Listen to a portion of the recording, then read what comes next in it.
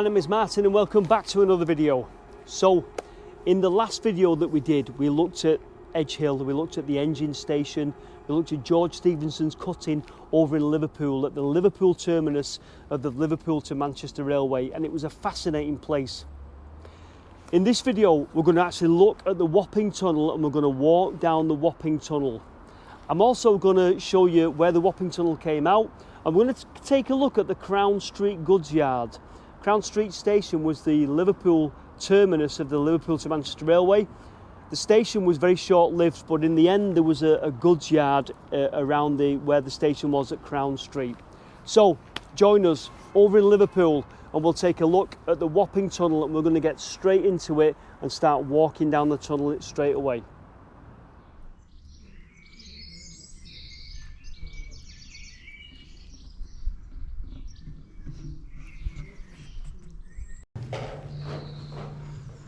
And this thing here, like I say, there's so much that you look at and you just think, I'm not quite sure what that was.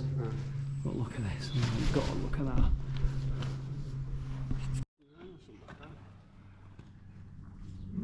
Possibly, isn't it? Okay, as we enter the tunnel, some facts for you. The tunnel is 1.26 miles long, and that varies depending on what you read, varies slightly. It's 22 feet wide and 16 feet high. The Edge Hill portal where we are now is 123 feet higher than the Wapping portal at the other end. That results in a falling gradient of 1 in 38 to 1 in 48, and you can really feel that gradient as we get further down the tunnel. So, Wapping Tunnel. Construction began 1826. It was completed 1829/1830. The railway opened in 1830. So it's claimed that the Wapping Tunnel is one of the oldest railway tunnels in the world, dug underneath a metropolis.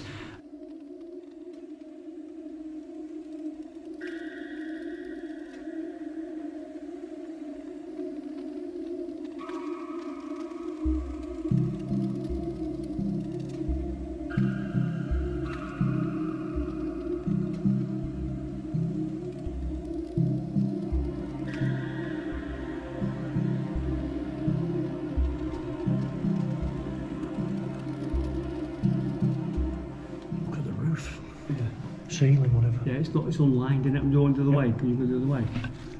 Yeah. That's that wall. Calcite formation. Yeah. Oh. Yeah, that's the Crown Street tunnel through there. It's just incredible. Yeah, No. Now, I hope what was evident as we looked through to the Crown Street tunnel just then was how much of a drop has already occurred in the Wapping Tunnel and the higher level of the Crown Street tunnel, and that drop continues. In fact, I've never been in a railway tunnel where I felt myself walking downhill before. It was quite incredible, to be honest with you. Anyway, the tunnel construction started in 1826 and it was completed in 1829, a year before the Liverpool to Manchester Railway opened. Initially it was whitewashed and it boasted gas lighting throughout the tunnel, and as it opened a year before the railway opened, people were allowed down here to come and marvel and splendour at this tunnel under the metropolis. When the tunnel actually opened in 1829, the Mayor of Liverpool and some of the directors of the railway rode down the tunnel on some wagons, and those wagons would have freewheeled down the tunnel. Now, one of the features I'm hoping to see in here is they had gongs. These sort of gongs. So the tunnel was lit by gaslight initially, but visibility was still fairly poor. When they finally eventually got some of the early steam locos in, apparently it was described as choking in here, absolutely choking. It must have been hellish.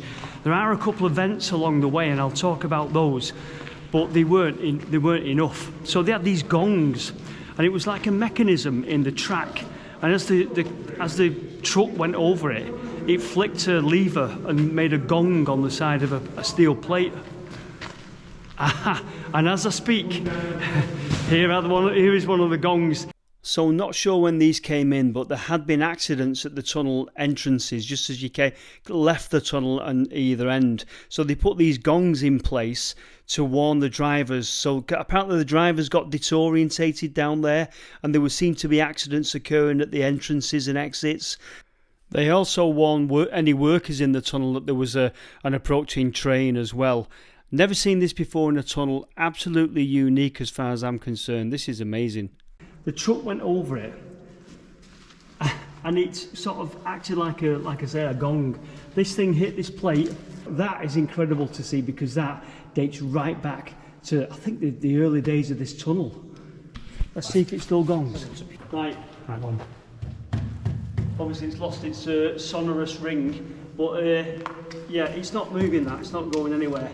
But that is incredible to see. I'm amazed that that survived, to be honest with you.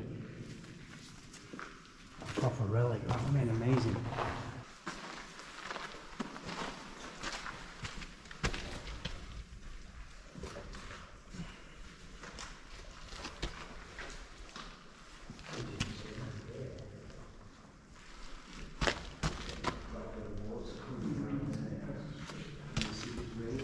Absolutely. I'm just completely bowled over, because as I've been reading about this place, I've read up on those gongs, and I'm thinking, well, I wonder if they're still there. I wonder if there's still any in the tunnel. And so to see that, well, can you imagine how choking and dark it was in here, that they had to have those things going bong to let you know there was a truck coming. And visibility must have been down to almost nothing at all.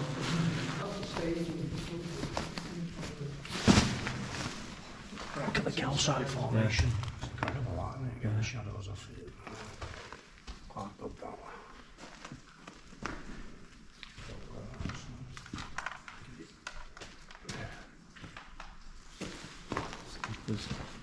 What is that you were saying, that white stuff? Calcite. Calcite. So it's written all the way, just deposit. So as I probably said, in the early days there was a hemp rope that hauled the wagons up this tunnel to the Edge Hill cutting. That was later changed around about 1850 to a steel rope, and depending on what you read, between 1870 and 1890, steam locomotives were then powerful enough to haul the wagons up the tunnel. So locomotives came in around about 1870. So we weren't quite sure what this was, a bit of a narrowing of the tunnel, and this looks to be some kind of almost like a buffer stop. So we didn't know if it was a runoff or something. Some sort of buffer there, aren't there? Definitely. It looks like a buffer stop. Doesn't it? Maybe a mini siding where they could bring things up rather than a runaway. Definitely some kind of buffer. Is that an old engineer? That's a wooden shop.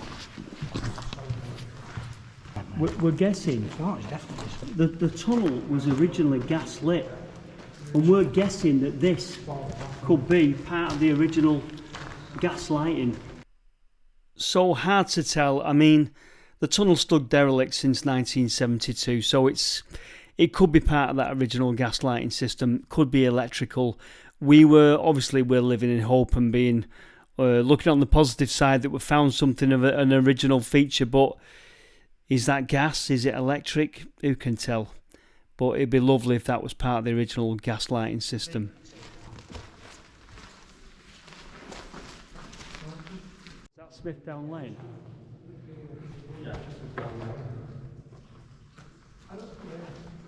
Go somewhere. That's a different refuge. You cut into the brick now, isn't it? A little bit of a brick line in there now. So the tunnel closed in 1972, so I presume they were still hauling goods up here. Probably by then shunters and diesel locomotives up from the docks up to the goods yards at the other end near the Cavendish cutting and Edge Lane station. Well, 1972, I'm not sure whether it stood derelict for a while, but that's when it eventually closed.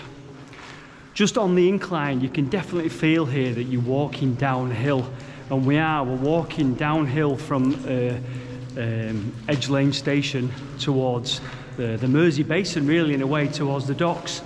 And it's just this slight incline that the locomotives back in 1830 couldn't quite deal with. Anyway, I'm going to shut up because we've got a vent coming up.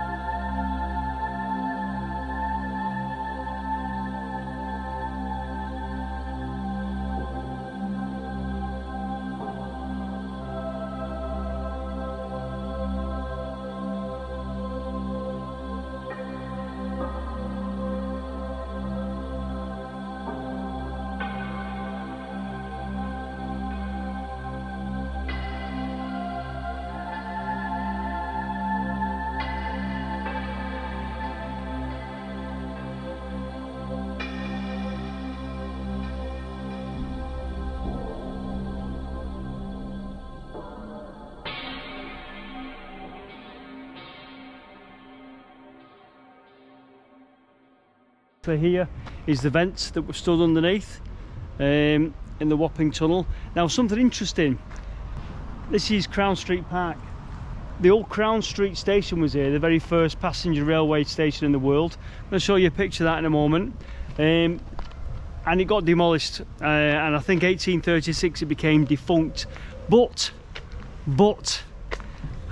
apparently Roy's just found out that the old gateposts for the station are still here. Could be wrong, we'll double check, but I'm going to show you these old pillars. There's three, so there's the first one's there. Now these gateposts are very, very old and possibly do date back to around about the 1830s. Look at the dressed stone there. Now they're not necessarily for the Crown Street station, which is basically just to the left of where we're looking here, but they were for a goods yard to the right of the station, what they call the agriculture yard, they called it in the end.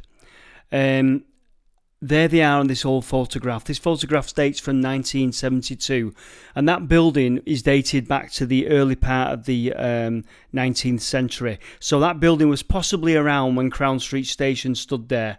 It actually looks quite similar, remarkably.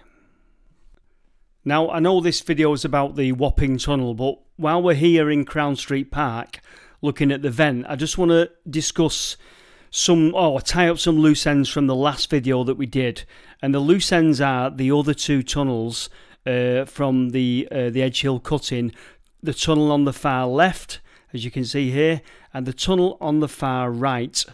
Both those tunnels went to Crown Street. One, the far right, is the original 1830 Crown Street tunnel, went through to the station. There it is. You can just see it under the canopy on the old drawing there. So there you go, that's on that picture, that's the open end, the other end of the Crown Street Tunnel from the cutting that we looked at in the last video. Can we go there and walk through that tunnel and come out there? There's a problem, and I'll explain. And what we've worked out, and I think we're right, is that the old Crown Street Tunnel that came to the station ended over there where you see it's landscaped up. There's an old railway wall at the top there, and we think they've just landscaped the park up to the exit of the tunnel. So I'm going to show you an old picture of how this used to be, and I'll show you that wall so you got it in detail. So there you go, incredibly that's where we've just been looking, that is in that park. So it used to be a yard, and obviously it's now all landscaped up to cover the entrances and exits to those tunnels there. Number one there you can see is the original Crown Street tunnel that brought the passengers finally into Crown Street Station. So there you go, a quick reminder of the cut-in side of those tunnels, and where this is where they come out, obviously. Now look at the parapets on the top. So we're going to walk up the path now and take a look at those parapets. So this might put it more into context for you. Obviously not some alterations, but you can see it was a railway bridge as we take a look here. You can see it's railway. You can just spot from a mile off it's railway.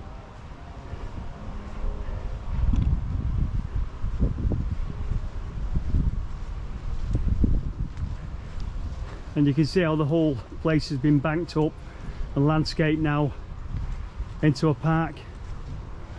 So somewhere underneath us here is the entrance to the Crown Street Tunnel.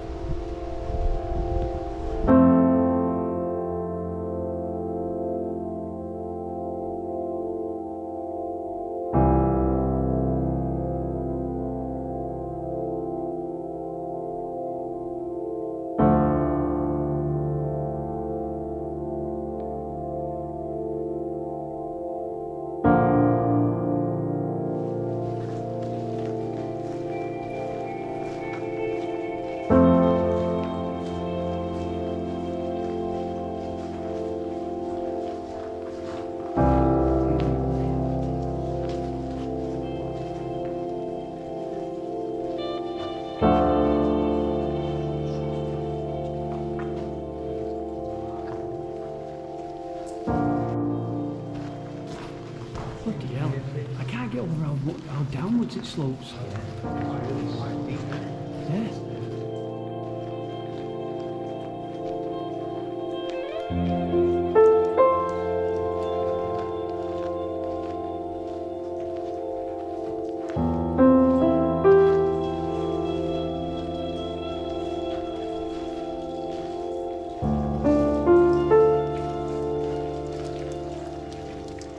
To see the rock formations. If you look on the left here coming up,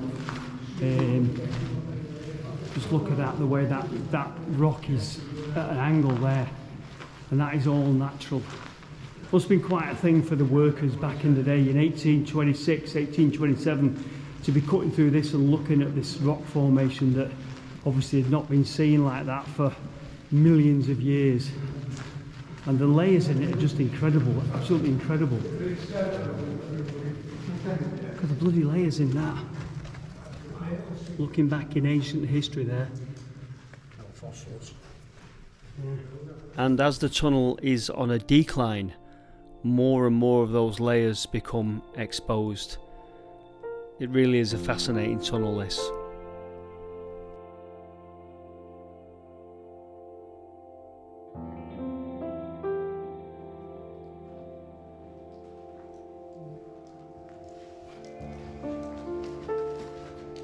Oh yeah. You see the capping right at the top where it's like shuts off.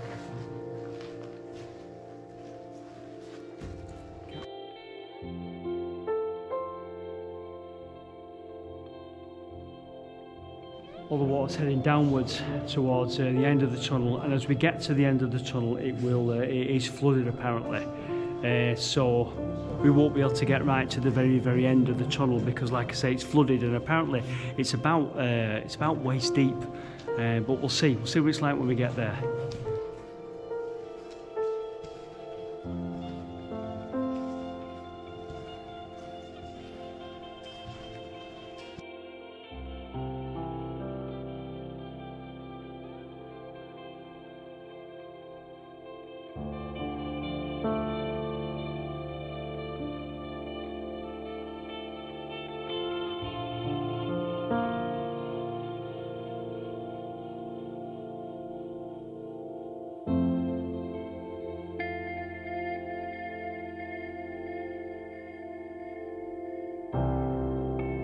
Now, it wasn't until the 1890s that more powerful steam locomotives than George Stephenson and his team back in 1830 could have ever envisaged were introduced to this tunnel. When those locomotives came, conditions in the tunnel were described as choking. So the theory is that some of these vent shafts were the original construction shafts for the tunnel that were initially covered over, but later were redug out and made into proper vent shafts so that they could vent some of the obviously the smoke and the smog from those steam locomotives. So that's the theory behind some of these vent shafts. And obviously the ever-present water now is leaking into the tunnel and running downwards, where it will flood the lower part of the tunnel.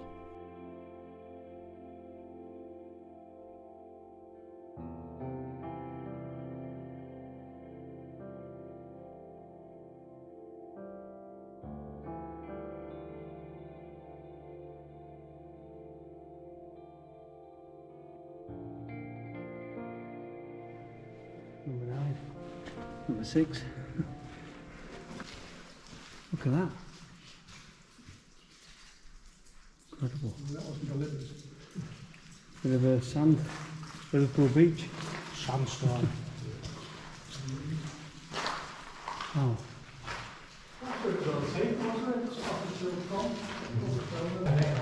Oh yeah. That's more how they used to be. Well, I think it sat on the rail somehow. Still got mechanism on it. Yeah.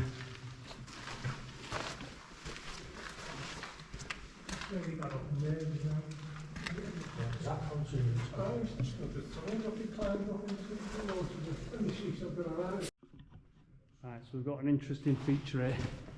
What is that about at all? You get your light up there. I'm going to climb up. Are you going up? Oh yeah, I can stick Well, your let's just send GoPro this through. up first and then we'll... Yeah. Well, I can just stick your GoPro through. See what's in there. Right, we'll take a look up here and see what's inside it, because it's... Cavernous. That's quite a void. Is it cavernous? Yeah, if you pass us the I'll have a look. camera. I'll try and get some light in there for you. But so it looks like it goes backwards. It is quite cavernous. Looks like it has a purpose, doesn't it? Hard to tell what that is. And hard to tell how far it goes that way. But Damien's been in there. 2021, last year.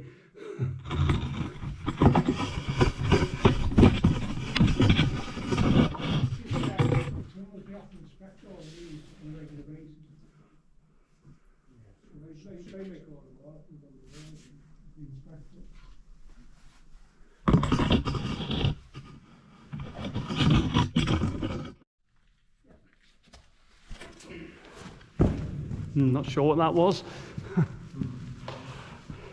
Okay, so I haven't got a clue what that void was, but I'm going to offer a theory, and it's only a theory because I don't actually know what it is.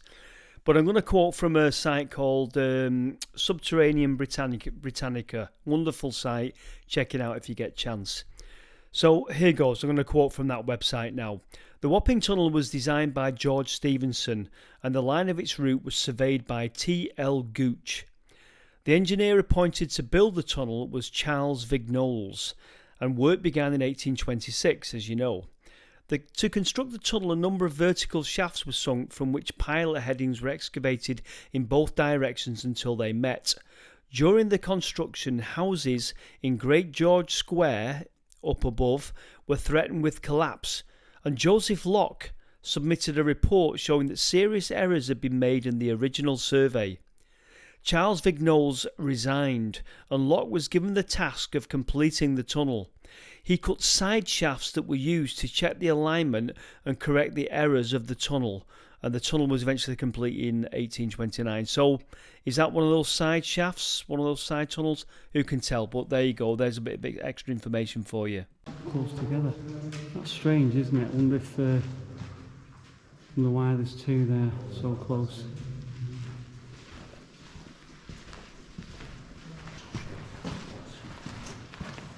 Something Street, what's that? Duke Street. Upper Duke Street. 20.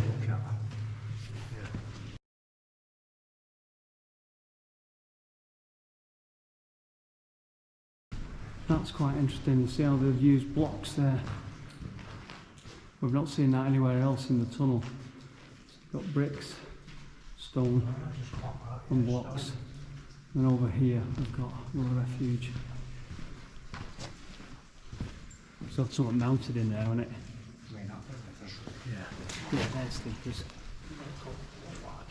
I think because you normally don't see the full thing, it's embedded in the ballast, isn't it? Oh yeah.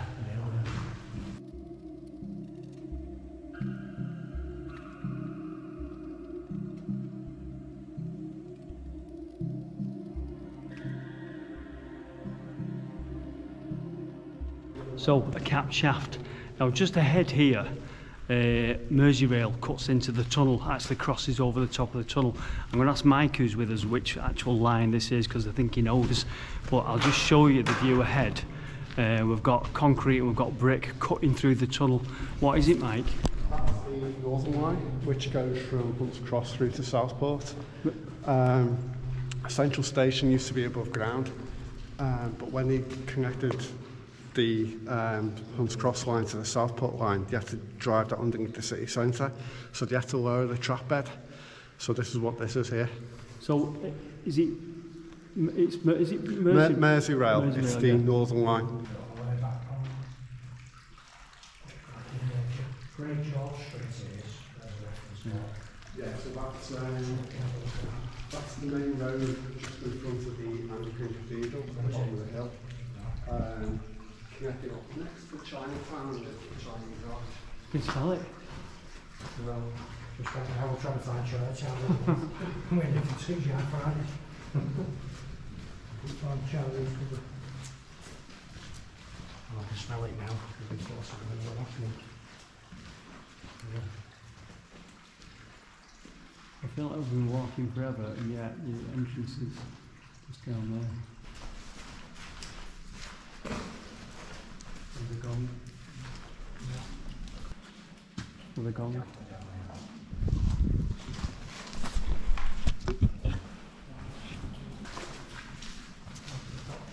Stopping you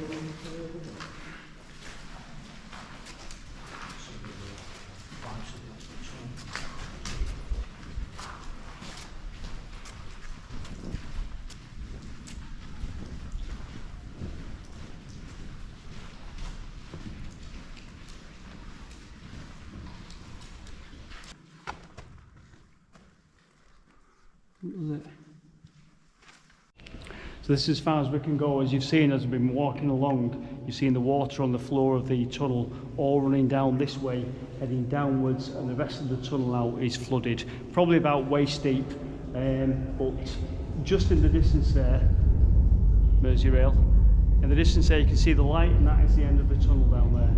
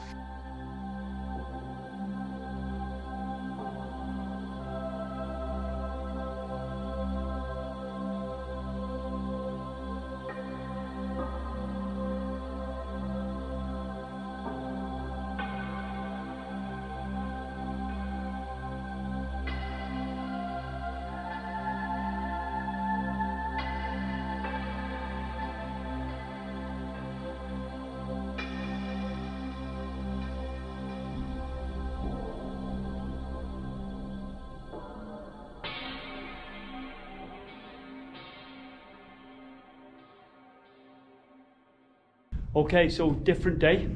We've come now back to Liverpool to look at the other side of the flooded area of the Wapping Tunnel. And there you go. So apparently it does get quite deep there, but we just thought we'd show you this side of it. In the distance, you can just see the light from one of the shafts where we ended our journey at the other end of the water. But there you go. So you didn't miss much, just a flooded section, and that water is absolutely filthy. I'll turn the camera around and you can see now, I'll show the other side of the camera where the tunnel finally comes out into daylight. So the tunnel opens out here into a small open area, and then we've got another short section of tunnel comes out into what would have been what we think is a big yard, but this is just everyone's dumping ground now, even though it's the historic location that it is.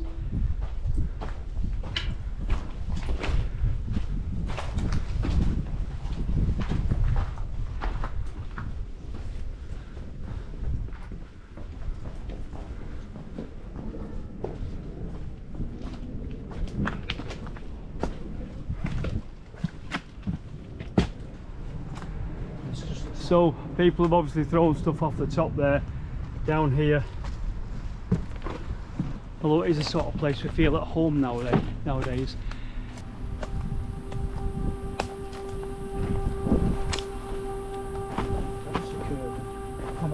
So we've got kind of a junction here. So we've got 1, 2, 3 tunnels there.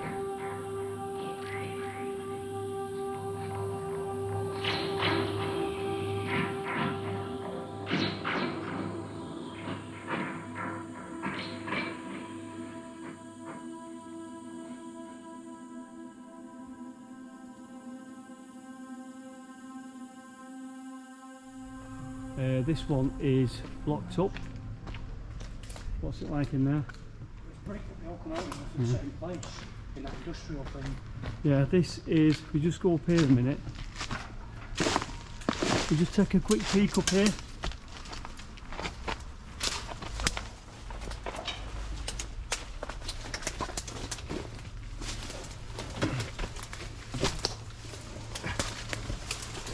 People think these things are just walking, don't they, sometimes? So there you go. That's completely filled in. So you're literally walking on all this. So yeah, it's been partly filled in, load of rubbish pushed into it. We're not sure what this is, are we? Because it's off skew with the Wapping Tunnel, so it must have been part of the whole yard and junction and everything. I'll need to look up and see what this is at the end portal. Oh, yeah, brackets with a lot of electrical cables. Very interesting. That's my best guess. I'm going to show you in this partially filled tunnel. Fine, yeah. Walled off. Bricked up, walled off. See it? And I don't know if you can see, there is a brick wall at the other end there. That's a brick wall there. So we ain't going in there. Right, so I have got an old picture for you to show you of how this was. So it kind of, the tunnel came out into this kind of junction area, like I say, very busy sort of docks area, and it splits into these three. We've got a bit confused because we weren't sure where the continuation was, but it looks like all three of them are continuation because it's an open area, probably a shunting area. Okay, so this is Railmap Online, a great resource if you get to use it. It enables you to highlight the historic railways, and here is the Wapping Tunnel coming under the metropolis of Liverpool here, and it splits into three here, as I've shown you. Alright, so there's the split, and these lines go off to various goods yards. So that's what's going on. We've got that split here for the Wapping Dock. Alright, so we're almost at the end of the tunnel now. Let me just show you on Google Earth what's going on. There is the cutting now that we're in. That's it. So that's, I suppose that's where the Wapping Tunnel ends, and we're now in this open tunnel looking at three other tunnels now. Let me just give you a different view on this. There you go. We're in that cutting there, and then the line split. I'll just show you where we are in relation to Liverpool.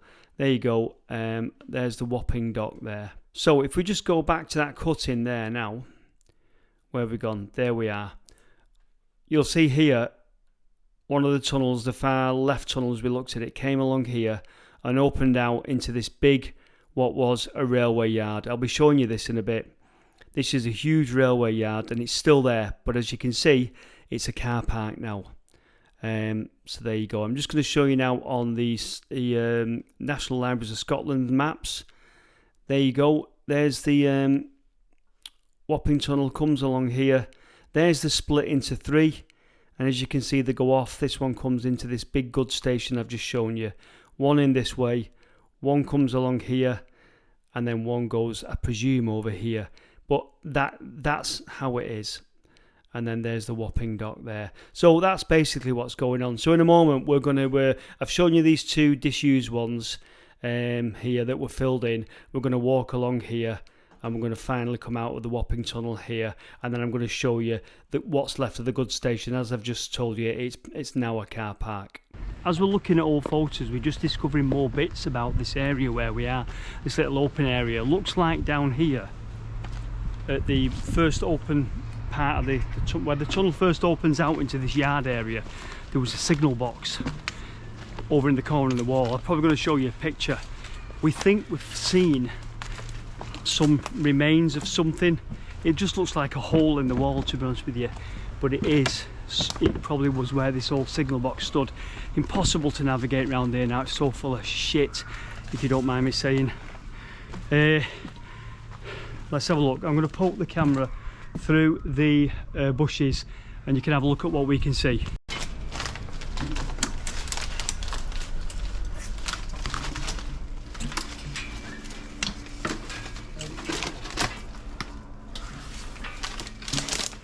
Yeah, you see that there? You see that? Looks like that might be the remains of that signal box there. You can just see it through the trees. And I'm completely wedged in here. Completely wedged in. But I'm trying to get to it for you. I might have done it. Ah. Right, I'll turn the camera around.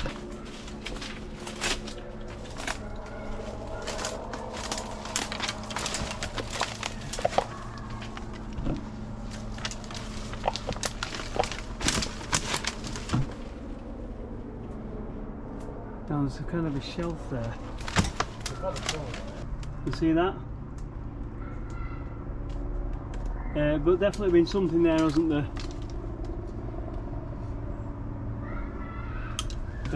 What's that? Something there. And I think this is probably where the signal box was built into the wall. If you look at those recesses there. Probably seeing better like that. See the recess? Recess is there. Yeah, I think that's where that signal box was. Just here at the exit to the tunnel, the Wapping Tunnel, which is just there. Full of crap everywhere, honestly.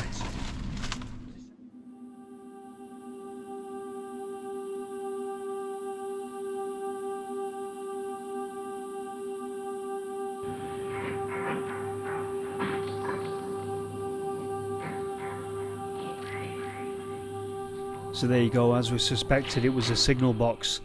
And that original signal box was damaged during the Second World War, and so it was rebuilt like this into the wall. If you look at the wall just beyond the signal box on the vertical, you can see shrapnel damage there. The final bit. So this Park Lane goods station, goods depot it was called, and then at the end here we're just fenced off, and then we're almost at the docks in Liverpool then. Well, there's a couple of things to show you down here. Nice big recess there, I wonder what that was. Another big recess here. What's that? I wonder, that's more than a recess, isn't it? It's like a machine bed or something. That could be. I wonder if it was some sort of drum for the winding, because the thing is, at the top end you would have had the winding engines, and then you would have needed a drum, and we've got a groove along here. Look at that groove. Yeah, that's been put for a reason. It runs to this, doesn't it? So it's like. Yeah. So I wonder if there's some sort of cables went down there from a drum or something like that. You see the groove? I never know whether you can see it in the light or not, but you see the groove now, can't you? So we need to have a bit of a check and see what it is, but I wonder if it's a cable run. And then something there.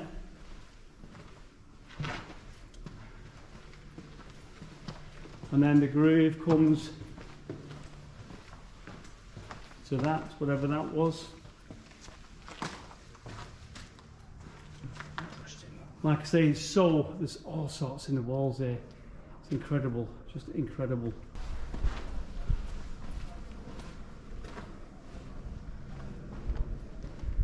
Used to put candles in things like that. But we're guessing here.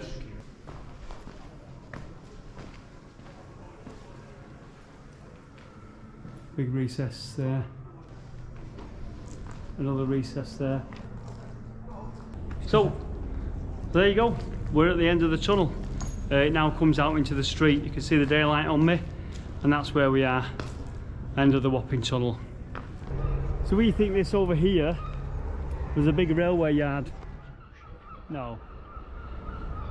So not original, but you can tell that it's been some kind of old, probably covered depot area, and probably at one time a huge expanse of a goods depot.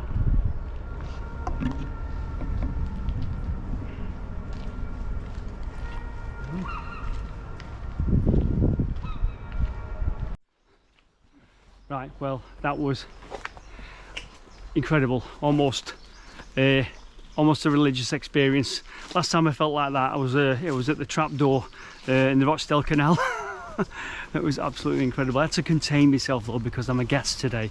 So Mike from the Williamson Tunnels, you may recognise, helped to organise this. So we've been waiting for a while, haven't we, Mike? Been quite a while, but Yeah. definitely worth it. This has been on the to-do list for a while, and we've finally got down here. So we're heading out now.